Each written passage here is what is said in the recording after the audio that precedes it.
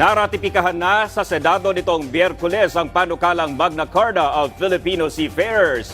Sa pagdinig sa Senado, inisa-isa ni Senate Panel Head Senator Raffy Tulfo ang napagkasunduan ng Senado at Kamara sa Bicameral Conference Committee report.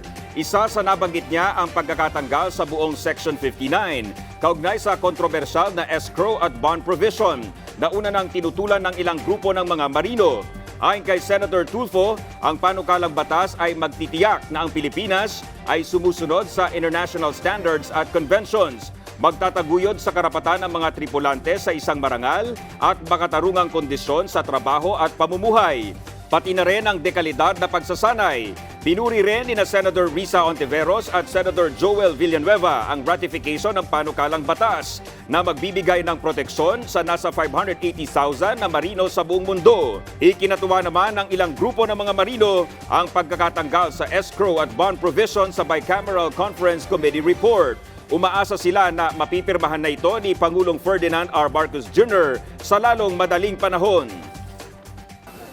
The Section 59 of the recall bill was deleted as approved and adopted by the Bicameral Conference Committee.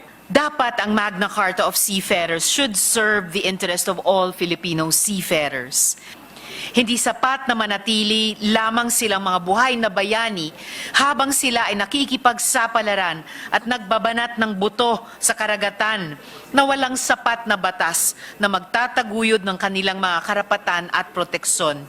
Just to put on record, Mr. President, kasama dito yung pag-align ng mga probisyon ng Magna Carta sa Republic Act No. 11641 o ang Department of Migrant Workers Act, pagpapatibay ng maritime occupational safety and health standards, paglalatag ng Green Lane Protocols, pagkakaroon ng transition at support programs para sa mga marino na hindi pa muli nakakasampa sa barko, at pagpapalawak po sa lambong ng proteksyon sa ating mga seafarers na sadyang exposed po sa abuso, exploitation at unfair labor practice.